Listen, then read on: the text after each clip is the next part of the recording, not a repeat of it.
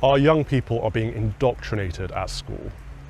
I'm Calvin Robinson. I've been a school teacher, an assistant head teacher, a school governor, a director of a couple of free schools that I helped set up, as well as a consultant for the Department of Education. I've seen all of this firsthand, but my lived experience, so to speak, has been contested. Therefore, I'm going to speak to people in this program who've also witnessed what's going on. Teachers, parents, governors, and people in the political square. We're going to get to the bottom of the issue. Why are our young people being taught contested ideologies that are undermining our very way of life?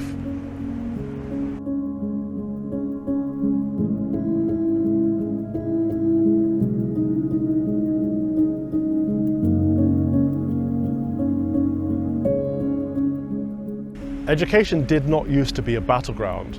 Schools used to be a place that parents sent their children to learn the 3 R's: reading, writing, and arithmetic. However, these days we have a lot of activist teachers who want to be social justice warriors in the classroom and impart their own values onto your children. And in this program we're going to be looking at 3 main areas. Race. This idea that black children and white children should be separated, and white children should be taught about their privilege and their unconscious bias, and black children should be taught that they are oppressed, they're victims, and we as a society are holding them back. Secondly, gender. The idea that your sex is something that is assigned to you at birth and that you later choose your gender as you grow up. And thirdly, general lefty bias. We know that 70% of teachers are left-leaning, but they are teaching resources that demonstrate that to be on the left of politics means that you care about people, you're compassionate, and you support the NHS, but on the right of politics, you care about yourself and big business. This is unacceptable, it's not what schools are for, and we're going to delve into it. One of the biggest areas of contention today is what is known as critical race theory. What we are against is the teaching of contested political ideas as if they are accepted facts. We don't do this with communism, we don't do this with socialism, we don't do it with capitalism. And I want to speak about a dangerous trend in race relations that has come far too close to home to my life, and it is the promotion of critical race theory, an ideology that sees my blackness as victimhood and their whiteness as oppression. Critical race theory might sound like a good idea in practice. Most of the advocates of critical race theory are well-intentioned. However, it comes from a dark place. It's set up, like all critical theories, to undermine the very fabric of Western society. And how that presents itself in education is that we are separating or segregating young people based on their skin color. We're even separating and segregating the curriculum based on skin color. In history lessons, we're teaching kids about black history, as if up until now we've only been teaching white history.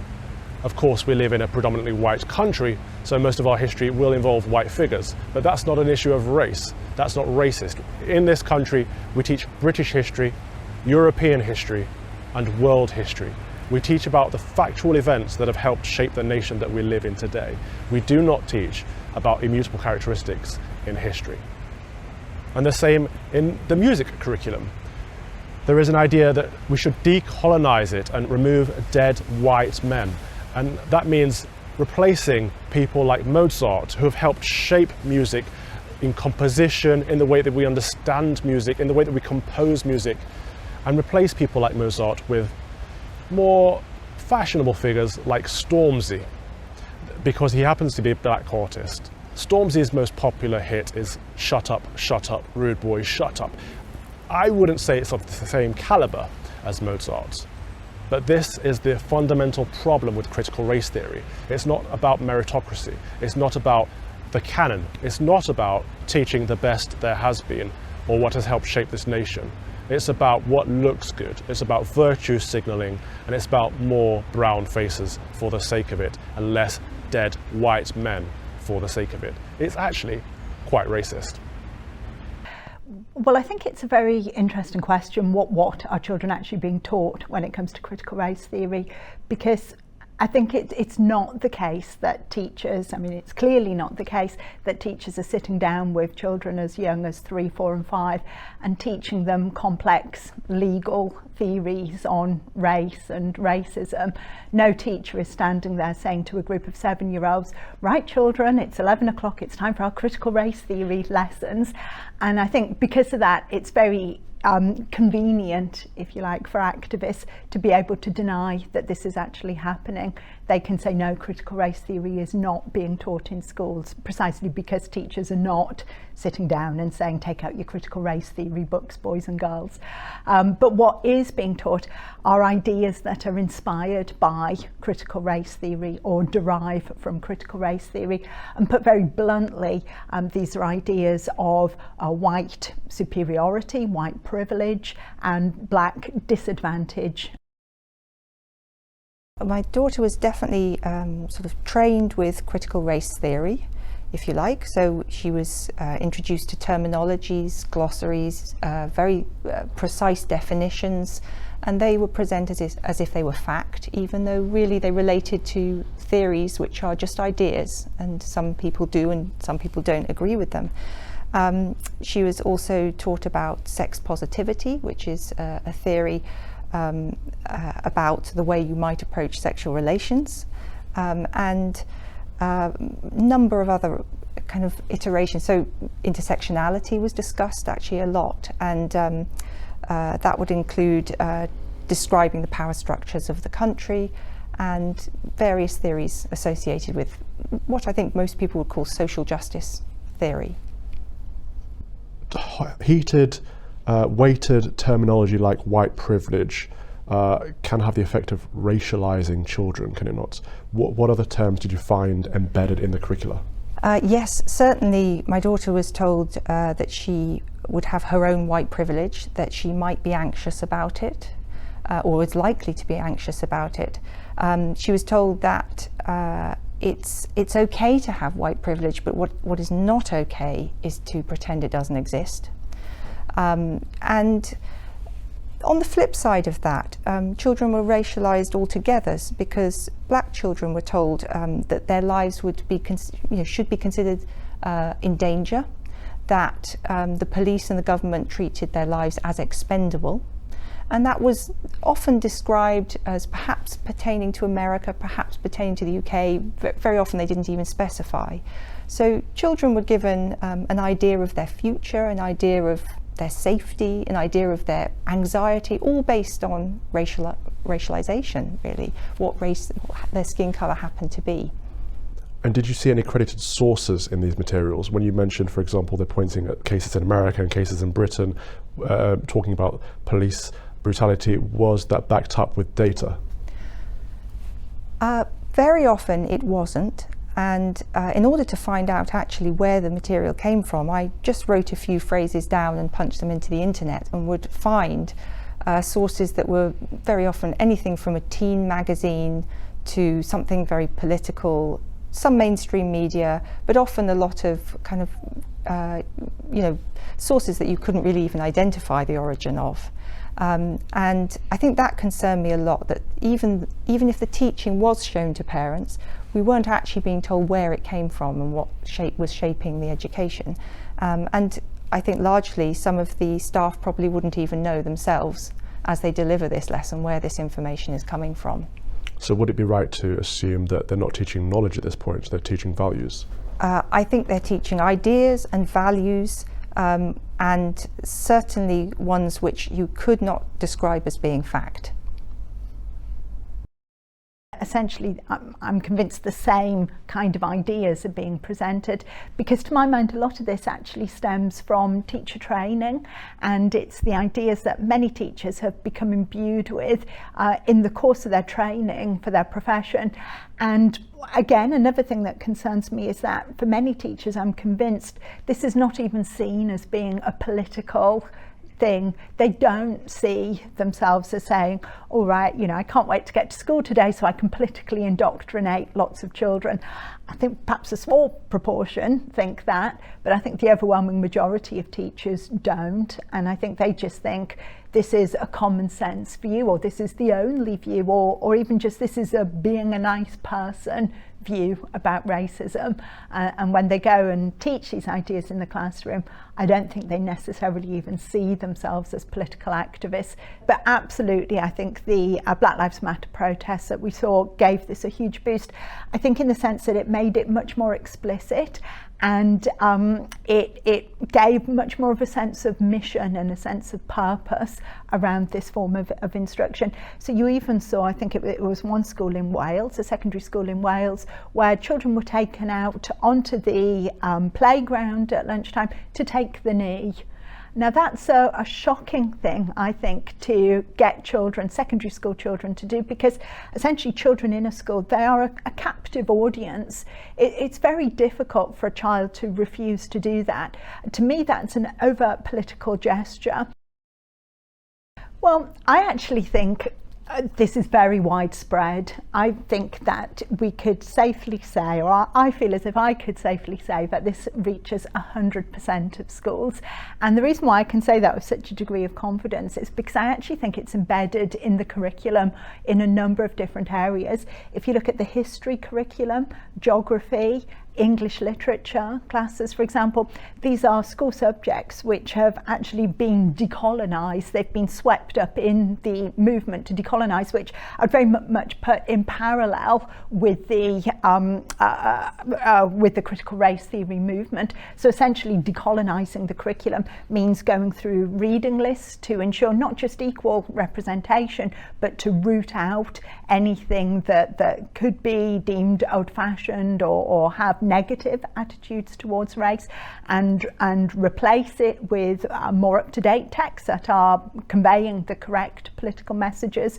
Nobody wants teachers to stand up and kind of spout racist nonsense to children. I mean, that would be a terrible thing to do, but it's controversial precisely because people are concerned that actually creates racism in the classroom.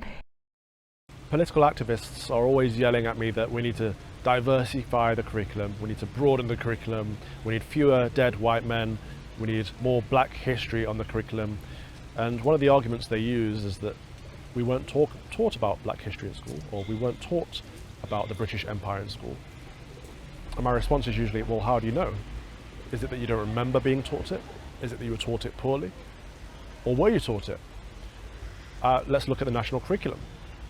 So I thought, okay, let's give them the benefit of the doubt. Maybe people weren't taught this, or maybe people aren't being taught this now.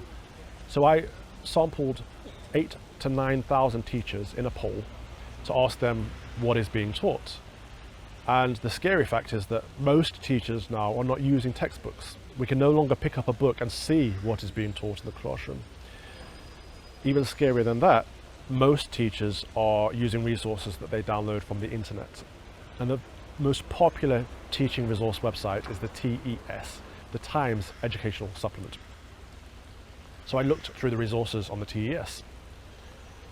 The vast majority of resources on there are full of critical race theory, queer theory, gender theory, using all the key terminology you would expect from these neo-Marxist hard left ideologies.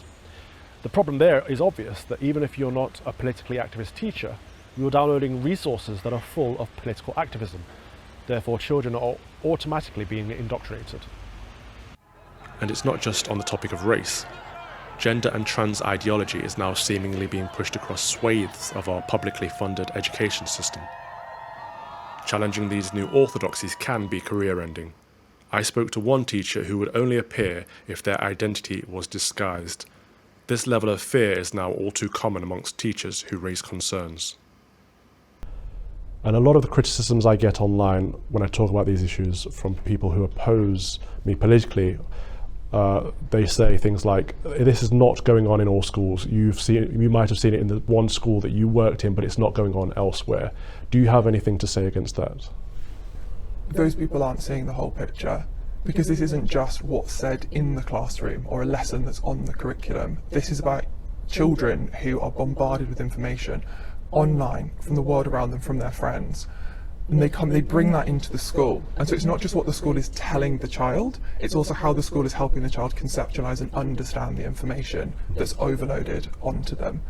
So yeah, it's an argument to say not all schools are teaching a constant curriculum of this stuff, but they're also not protecting children when children come up against it. But it's also stuff that just fundamentally isn't appropriate for children to be considering. For example, teaching children what it is to be demisexual. At 11 years old, them trying to grapple with the concept of only being sexually attracted to someone when you've formed a deep and meaningful emotional connection is far beyond the comprehension of an 11-year-old, and it's not something that they need to be facing up to at that point. Kids are, as I said, they want to stand out and they want to fit in. And what certainly trans identity gives them is a group, it gives them a community, and we know these communities exist online as well. We can't moderate them, so the kind of people that young people are coming in contact with and are pushing these ideas on them is concerning. It also gives them an identity within their school, and there's certainly a sense, the narrative is, if you're trans or gay or any of the flags, essentially you are better than someone else, you're special. The narrative isn't, if you're gay or you're trans, that's okay, you're just another person, live your life. It's, you are fundamentally better. That's irresistible to a young person, and it's irresistible to a grown-up, never mind a child who is literally biologically hardwired to push boundaries, because that's what kids do. People want to be seen to say the right thing, but an even more powerful driving force is they're terrified to say the wrong thing. And pupils in schools, to an extent, are cognizant of that, they know that. So for example, a member of staff pointing to a group of 6 pupils and saying, oh, she, and one pupil amongst that group identified as he, him, they then immediately reported it as they'd been misgendered, it was terrible, they were very upset. Now, perhaps that people did misunderstand.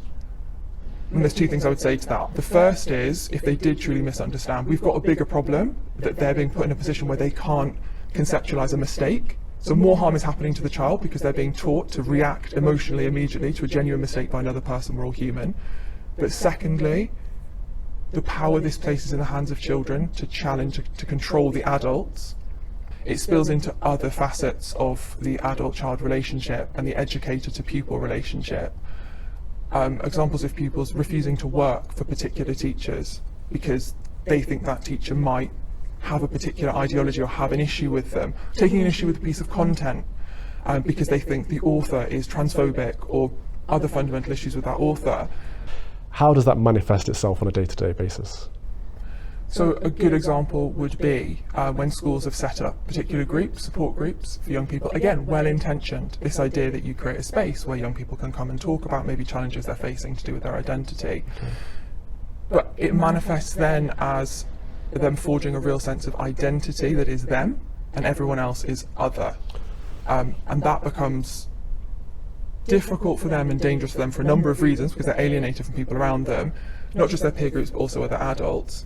But it also means that the identity of the group starts to control how the members of the group behave and what they do. So we went from predominantly gay or bisexual kids, or kids questioning who they really were, maybe a child who felt their gender identity was something they were wondering about, to a few years later, 10 kids in every year group in the school, and at least 2 or 3 in every year group saying they were non-binary, some saying they were trans, and a palpable sense that you were more cool, if that's a word I can use, you were more cool if you had the more extreme identity.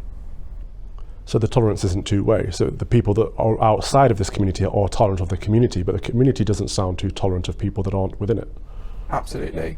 And that, I'd say that's one of the most unsettling things that I've observed within pupils, is an absolute intolerance for any view that conflicts with their own. The notion that they are in possession of a universal moral right, and that anyone who challenges it is in some way diminished in their most basic humanity. So various famous figures who've spoken out in a very reasoned and measured way, challenging gender ideology, for example, J.K. Rowling, and pupils' response being, well, you know, if I saw her in the street, I'd trip her up, or I'd push her, or I'd hit her.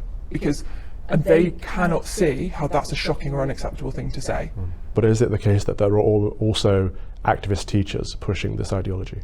Yes, and even in schools that you would look at and say their policies are good, parents are involved, parents have rights here, it's almost impossible to stop those educators and schools are scared to deal with them. So for example, I worked in a school that had a policy whereby pupils' preferred pronouns were not used unless parents had been consulted and parents were on board. So respecting parental rights, involving parents in the decision about their child. An educator came in, and one of the first things he did, despite knowing the policy, was he gave pupils a piece of paper, get to know me sheet, tell me about things you like to do, what are your preferred pronouns? And proceeded to use those pronouns with those pupils, even though those pronouns were not known to the school, or the pupil had been told from the top, we're not going to use those pronouns until we've communicated with your parents. Relationship and sexual education is a trickier one because RSE is supposed to be a good thing. It's supposed to teach young people about different lifestyles and different types of family. But it's not adding on to the traditional family.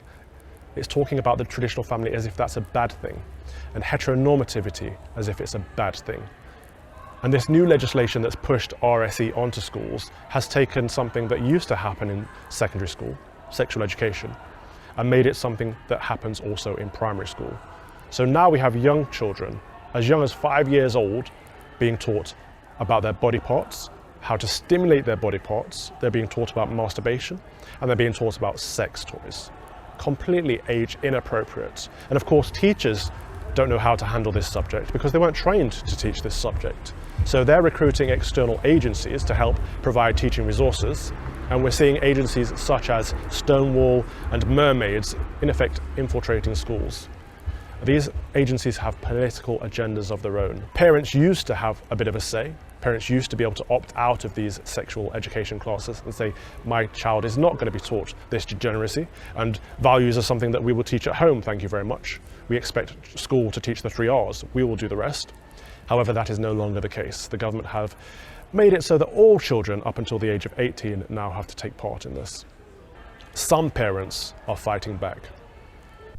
Okay, so let's go into the greater detail of the content itself and find out if it really was indoctrinating. What stood out to you in terms of gender and race? Which key words did you find, and how did you feel it was indoctrinating your child? Well, on that particular lesson plan, it was just about gender. And actually, because I haven't seen it, I can't be sure. But what I can explain is that my daughter came home and said that she had been told we live in a heteronormative world. It was made clear that this is a very bad thing. And they gave her an approach to improve that. They said you should be sex positive as a result. What does that mean? Well, going by the provider's own website, they have a very clear definition of what it is to be sex positive. They explain that it means stepping away from assumptions of monogamy, embracing all sexual practices, including those that deviate from the norm, that this should apply to all ages. And whilst they are careful in some ways to counteract those points of view, they do exist within this essay. And it's very clear that they're arguing for a specific vision about how you might conduct sexual romantic relationships. And it's not by any means everyone's vision. So it is a partisan political view about sexual relations. It sounds very dangerous already. Can I just ask, how old is your child, or was your child at the time? She was 15 at the time that she was taught this. Did you ever get the sense that the school was trying to hide the materials from you?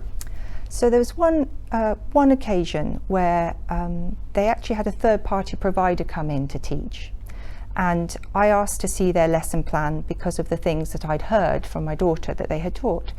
And I was informed that they couldn't share that lesson plan with me because a third-party provider would need to protect their commercial interests.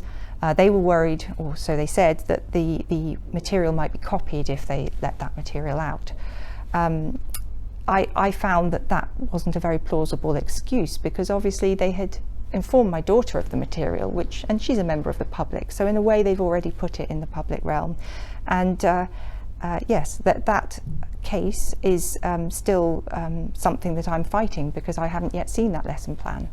Right, so they used copyright as an excuse or a barrier, so to speak, to prevent you from seeing the resources that they were teaching to your child. What other hurdles did you have to overcome? Well, Funnily enough, one of the things that I did in order to see that lesson plan was to call the third-party provider directly, because the school had said this is out of our hands. I had a very short conversation asking to see the lesson plan in civil terms, and then I was told by the school that actually by calling this provider I had harassed them, and that this meant they were even less prepared to show me this lesson plan, because I might be somebody who would go and use it online to express hate against the provider. It seems to me there's a suspicion there that they think you as a parent might hold different values to what they're trying to impart on your child, and therefore they're trying to prevent you from seeing what they are teaching. Is that the case? It's absolutely the case. I also made a subject access request as well as a freedom of information request. And that subject access request allowed me to look for emails which had discussed the fact that I had been called a harasser. And very clearly there was discussion between the third-party provider and the school describing the fact that they suspected I was anti-LGBT, anti-diversity, equality and inclusion, and that this needed to be treated possibly to the point that I should be banned from contacting the school. So it's hardly surprising a whole generation are growing up imbibing the ideologies of the hard left as though they are uncontested fact. These organisations have the remit to be in schools via the relationship and sex education guidance. So they're openly selling their resources into schools, and so it's very open. And yeah, absolutely can name names. I mean, Stonewall has produced many pieces of schools guidance explicitly promoting gender ideology. And I think because Stonewall is openly behind gender ideology, it's sort of not at all secret, not at all underground. I mean, they would sit here and say to you that it's right and proper that they do so.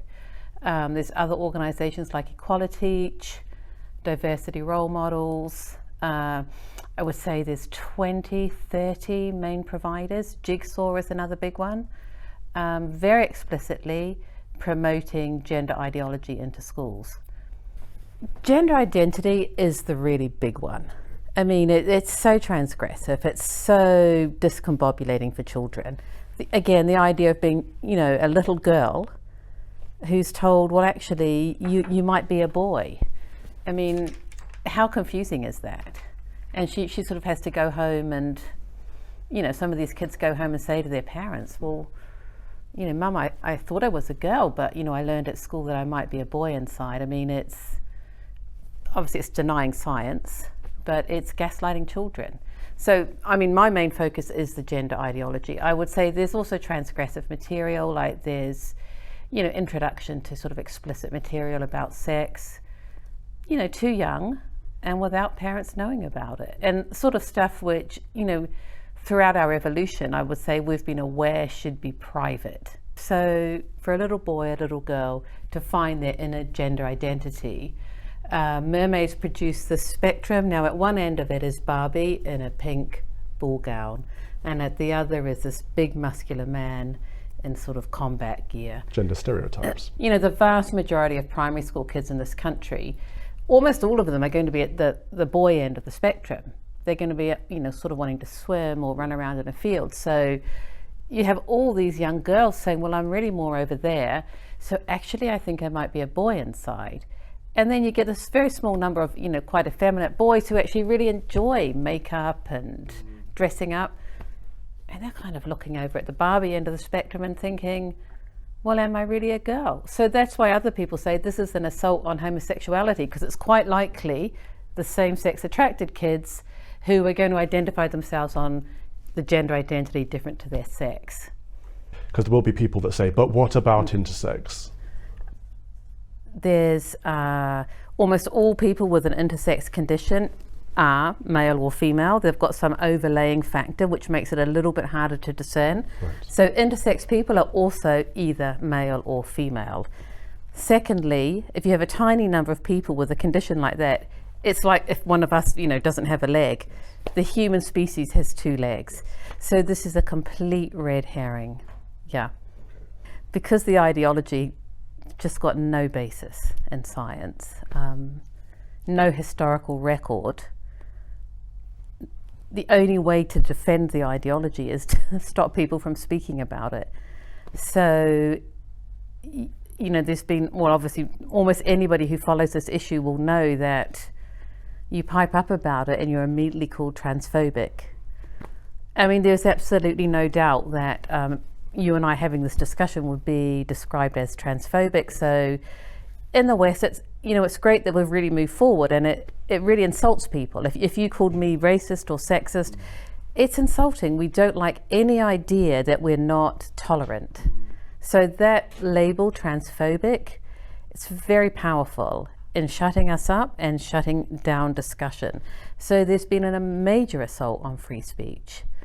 Now, there was an issue with some inappropriate content being brought into a school. A chap called Simon James Green. The Catholic Church, the local diocese, banned the content and banned the chap from speaking in the school. And there was an uproar. People said it was homophobic, it was, you know, it was censorship, it was against free speech, etc., which is an argument they always use when it's convenient. Why was it appropriate, and what was the basis for the decision to say no, it's not going to happen? Okay, so the material wasn't appropriate at all. So these, this is another thing that parents now need to be aware of. Again, we talked about sort of outsourcing education. There's this sort of transgressive movement to write inappropriate novels for teenagers, and then to sort of, you know, put them into schools. So this material was transgressive. It was, I say it was, you know, softly pornographic. It's light porn.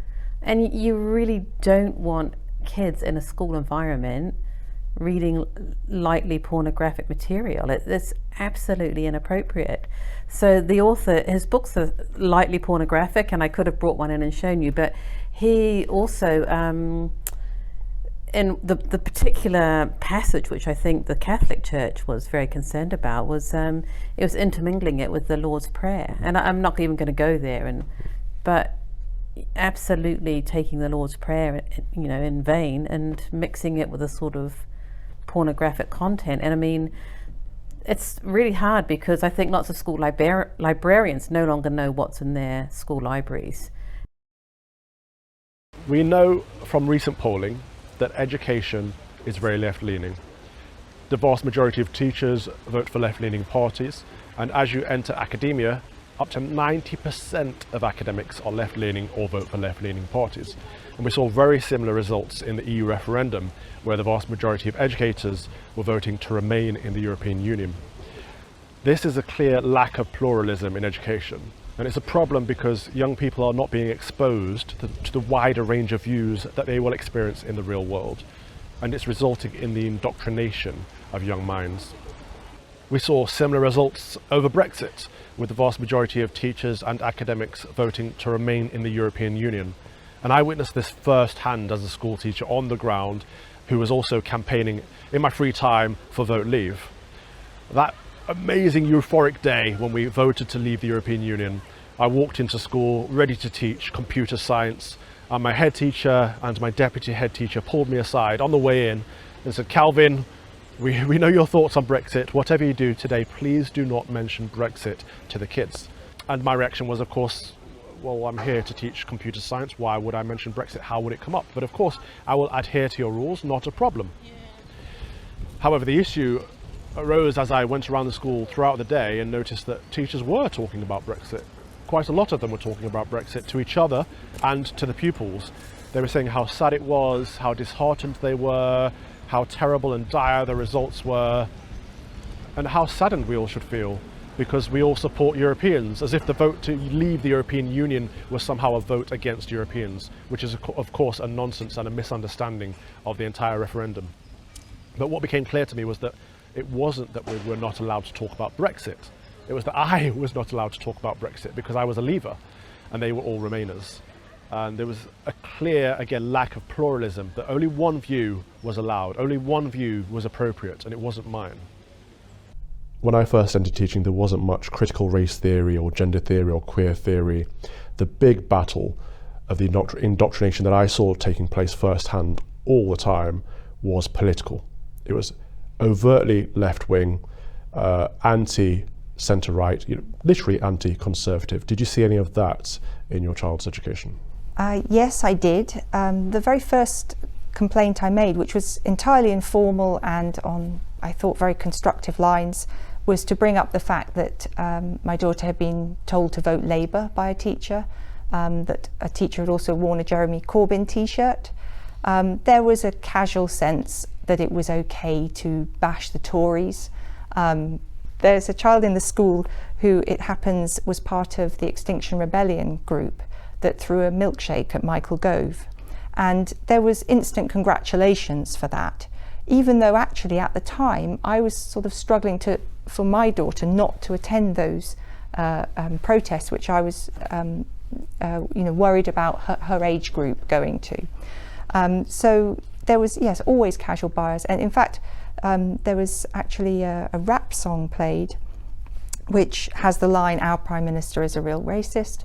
That was played and sung in the class by all the kids, and nobody really thought anything of that. There is a big argument to be made that schools are left-leaning because over 70% of teachers are left-leaning, but it seems to me that that is permeating into the classroom. To be wearing a Corbyn t-shirt is overtly breaking the teacher standards. Were there any more examples in issues such as the Middle East and global politics? Yes, the history curriculum I would describe as failing to be impartial. I think it was biased in some ways that were perhaps quite troubling. For the early years, before you reach GCSE, when actually the exam boards really set what you're going to study, in the earlier years there was a surprising imbalance, I would say, towards niche communist histories. There was a moment where in the run-up to World War II being described, they discussed Cameroonian communists and referred to them as a key scapegoat of Hitler. So we've got a kind of glorification of that communist movement being anti-colonial as well, and a forgetting for maybe about 2 or 3 weeks before they even referred to Jewish persecution and the Holocaust.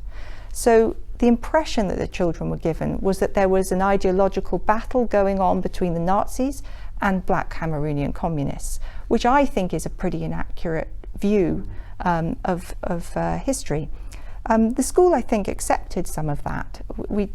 They did listen and debate and discuss these issues, but they seemed to be unable to stop that bias continually occurring. I think education has become far more political. I think you're absolutely right. And I think this is a very, very long time in the making. I think the roots of this extend back over many, many years, if not decades. And I think it's a complicated process because, like I say, I think teachers don't see themselves as being political actors. They don't see themselves necessarily as being activists in the classroom, although I think a small minority perhaps do. But I think the bulk of teachers actually see this now as being part of the job. I think there is a lot of confusion, even in what we might call traditional academic subjects. So if you take my own subject, when I was a secondary school teacher, was English, for example. Now, I studied English at university because I just loved reading books as an end in and of itself. I mean, it seems a very naive thing to say now, but as an 18-year-old, I thought, I love literature, I love reading books, this is why I want to do English at university. I think the problem is we've lost that sense, and English teachers themselves have long since abandoned that idea that literature is worthwhile in and of itself. The same could be said for history, for geography, for many, many other subjects. And when you lose that sense that subjects are important in their own terms, you look for another sense of purpose. As to why would you teach children English literature? Why would you teach children history? If it's not as an end in itself, you need another sense of purpose to fill that kind of moral vacuum and educational vacuum that you create at the heart of a curriculum. And the results of this indoctrination is very clear when you talk to young people. In fact, recent surveys suggest that the vast majority of young people would have voted for Jeremy Corbyn's Labour, which would of course have been a disaster, but the reason behind it doesn't make any sense. When I was in the classroom, I'd often hear kids saying things like, Boris Johnson is a bad man, or Donald Trump is evil. And my thoughts as a teacher is always, you are welcome to have those views, but please back it up. Why is Boris Johnson a bad man? Why is Donald Trump evil? They can never explain it because they're not taught how to think, they're taught what to think. And this is leading them all through education to when they leave school. We're now seeing the vast majority of young people would still vote for left-leaning parties. And this is why the Labour Party want to bring the voting age down to 16, because they know indoctrination works. They've got a whole cohort, an entire demographic of people ready to vote for them because they've told them to. So what role do parents play in this? The options for parents are limited.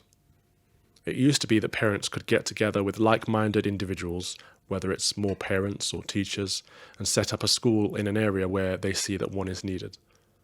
That is now becoming increasingly difficult because the government only wants multi-academy trusts to be setting up new free schools and academies. If you think that the schooling system isn't working for your child and there isn't a free school available for you, you can't set one up. It's time for us as individuals, as subjects, as citizens of the land, but also parents and carers to stand up against the government and against the lobbyists that want to infiltrate our education system. The third-party agencies that want to indoctrinate our young people. It's our job to fight back because nobody else is going to. As with critical race theory, many of these ideas gaining traction in our schools have been imported from America. We often say that when America sneezes, Great Britain catches a cold, and that is the case in this instance with critical race theory, gender theory, queer theory, all of these toxic ideas coming over from the States where they are rife. However, they also have lots of good solutions. Donald Trump implemented a fantastic executive order that outlawed stereotyping by race, gender, and sexuality. Surely a good thing. But as soon as the Democrats got into office, they tore it up. Donald Trump also said to these virtue-signaling universities who claim to be institutionally racist that if you're racist, we're no longer going to fund you. You're no longer going to receive government or taxpayers' money because we're not going to fund racist organizations. And it was amazing how quickly these universities turned around and changed their stories. We could do similar things here, but there is a prime example of this American disease jumping the pond to Great Britain when we look at the American school in London. Parents pay 40 grand per year to this private school expecting a top-notch education for their kids. And these same parents were dismayed to find that their children were being racially segregated in after-school clubs under the guise of racial justice. Of course it's backwards thinking, it doesn't make sense, but this was down to an activist head teacher who has since been removed by the governors. Ofsted stepped in and said in their report that the school was spending more time on identity politics than they were on teaching geography. And this is the fundamental problem. Education really is a zero-sum game. We only have finite amount of time with kids in school to teach finite amount of subjects, and we have finite amount of resources. We have a clear tightrope to walk. We have to decide, are schools there to educate children to impart knowledge, or are they there to educate children towards a political agenda to change the world in your own image? So what can be done? How can we solve this sticky situation? Well, first of all, we can lobby our MPs. We can ask them to support the transparency amendment to the schools bill. This would require all schools to be transparent with their curriculum, meaning that parents have a right to see what's being taught in the classroom. I think that would make a big difference. But fundamentally, I think we have to stop looking at this as a problem that governments can solve for us and start looking at this as a problem that parents can take back control of. Parents have a lot of power. For example, school governors. In the States, they have school boards where parents can hold schools directly to account. We don't have that, but what we do have is that most schools across the country have 2 slots available on the school governing body for parents. And a lot of schools have a problem finding parents to step up to the mark to become school governors. So that's an easy first step right there. Become a governor at your child's school. Secondly, there's the option of homeschooling. Again, this is big around the world, not so big in the UK just yet, but it's a great idea. If you can afford to take your kids out to school and teach them yourself at home, link up with other parents, create hubs, then your kids still get social time with other children, and you get a wider array of expertise amongst different parents. But there are also lots and lots of resources online that you can purchase, and even some available for free, to help you teach the curriculum if you're not necessarily that comfortable with it. But the main and third biggest option, in my opinion, is the free schooling system. So I used to teach at Toby Young's West London Free School, and I was a governor and director at Catherine Burblesing's Michaela Community School. And these are fantastic schools that were set up in areas that really needed a good school, areas where parents didn't feel comfortable sending their kids to the local community school. Parents and teachers can get together and create a school from scratch based on ideas that they believe in. So the schools that I worked at were set up based on a classical liberal education and the idea that we should promote British values. This is a good thing, and it's a way that parents can again take back control and reverse the long march through the institutions of the state education system. We can get back to teaching what we know to be good, and we can get back to giving children a good and proper British education.